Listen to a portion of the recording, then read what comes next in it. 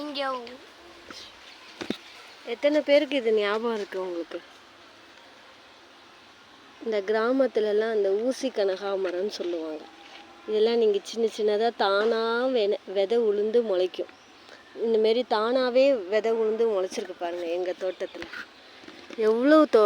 எவ்வளோ செடிகள் வந்து இந்த கனகாமரம் முளைச்சிருக்கு பாருங்கள். எவ்வளோ செடி வந்து முளைச்சிருக்கு பாருங்கள். அதில் வந்து இந்த சண்டிக்கீரை, இது வந்து நான் தான் வைக்க சொன்னேன். சண்டிக்கீரை இது வந்து டெய்லியுமே நம்ம என்ன செய்யலாம், சண்டிக்கீரையை வந்து யூஸ் பண்ணி சமையலில் கூட்டு பொரியல் அதுமாரி வச்சு சாப்பிட்டோன்னா நமக்கு வந்து உடம்புல உள்ள வந்து வாயுக்கள் அத்தனையும் வந்து போகும், வலிகள் போகும் இந்த சண்டிக்கீரை. அடுத்தது ஒரு தோட்டத்தில் நம்ம இதெல்லாம் வச்சுருந்தோம்னாலே வெளியில் போய் நம்ம காய்கறியே வாங்க தேவையில்லை. இதோ பாருங்கள், முருங்கை செடி இப்போ தான் வச்சுருந்து எங்கள் அம்மா தண்ணி ஊற்றி வளர்த்து வச்சுருக்காங்க முருங்கை செடி.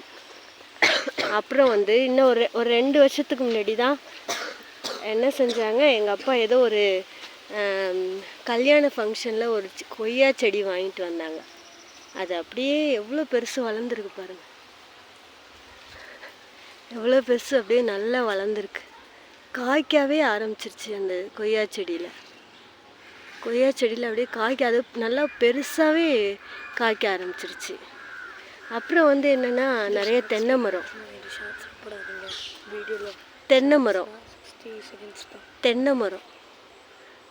மரத்தில் இது வச்சு எவ்வளோ நாள் இருக்கும் அந்த தென்னை மரம். இப்போ தான் கொஞ்சம் இப்போ தான் வந்து காய்க்கவே ஆரம்பிச்சிருக்கு. நம்மலாம் சென்னையிலலாம் பார்த்தோம்னா இந்த செடியெல்லாம் வந்து வாங்கி தொட்டியில் வச்சு தான் நம்ம பயிர் செய்யணும். ஆனால் இங்கே தானாகவே முளைக்குது பாருங்கள். மணத்த தக்காளி கீரை, குப்பைமேனி. இந்த குப்பைமேனியெல்லாம் நம்ம எவ்வளோ நம்மளோட இயற்கையாக மருத்துவ குணம் நிறைஞ்சிருக்கு தெரியுமா? தோலில் நம்ம சொறி சிரங்கு இதெல்லாம் வந்ததுன்னா அரைச்சி, இதுவும் குப்பைமேனி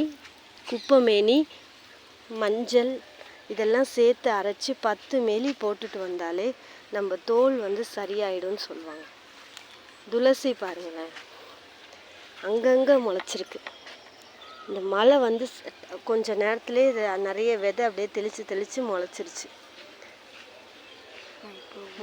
இந்த சுண்டைக்காய் செடி அப்படியே இப்போ தான் கொஞ்சம் ஸ்டார்ட் ஆகுது. வளர்ந்தா என்ன ஆகும், நிறைய கொத்தாக காய்க்க ஆரம்பிச்சிடும் சுண்டைக்காய். அப்புறம் இந்த வேலியிலலாம் நிறைய படருது கோவை இலைலாம் வேலியில் நிறைய படருது.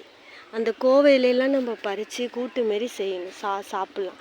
வாரத்தில் இங்கெல்லாம் எங்கள் வீட்டில் என்ன செய்வாங்க, வாரத்தில் 3 நாள் 4 நாள் காய்கறியே வாங்க மாட்டாங்க.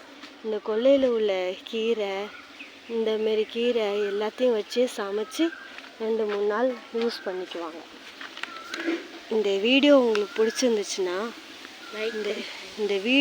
பிடிச்சிருந்துச்சுன்னா லைக் பண்ணுங்கள், மறக்காமல் சப்ஸ்கிரைப் பண்ணுங்கள்.